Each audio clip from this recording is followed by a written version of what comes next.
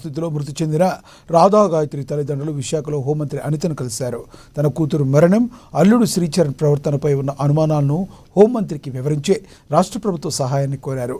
దీనిపై హోంమంత్రి స్పందిస్తూ రాధా గాయత్రి మరణంపై సీఎం చంద్రబాబు ప్రత్యేకంగా దృష్టి సారించారని, ఇప్పటికే ఉత్తరాఖండ్ డీజీపీతో మాట్లాడారని, ఏపీ డీజీపీని ఆదేశించారని తెలిపారు.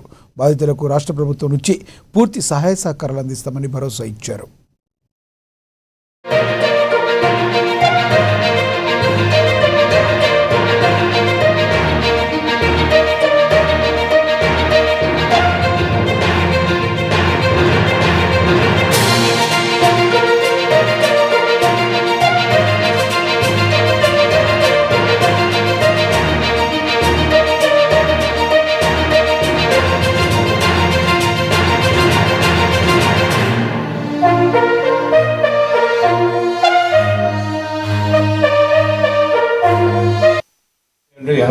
ఒకసారి కోఆర్డినేట్ చేసుకోండి.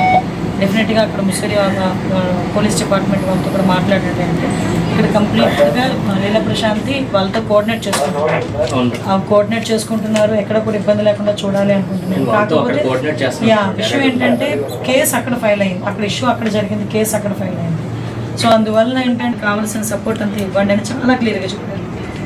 ఎస్పెషల్ అదే మీకు ఒకసారి కన్వే చేద్దాము. మళ్ళీ మీరు నా దగ్గరికి రావడం కన్నా ఇక్కడికి సిపి ఆఫీస్ అంటే ఇది అఫీషియల్ కాబట్టి నేను ఉదయం పల్లాశ్రీని గారితో కూడా నేను మాట్లాడాను. మన పల్లాశ్రీని గారు కూడా నాకు ఫోన్ చేసిన తర్వాత అట్లే నేను ప్రశాంతి వాళ్ళందరితో సిపి గారు అందరితోనే మాట్లాడాను. సరికి కూడా తెచ్చుకోలేనండి, కానీ అలాంటి పిల్లలకు న్యాయం ఎగ్జాక్ట్లీ అమ్మ. నేను మీకు మాటకి నేను ఎంత కష్టపడినా రాదండి. 27 సంవత్సరాలు పెంచాను, 14 సంవత్సరాలు చూసుకున్నామండి. 14 సంవత్సరాల నుంచి మమ్మల్ని ప్లాన్ 2 ప్లాన్ 3 ఇవన్నీ మేనేజ్ చేసి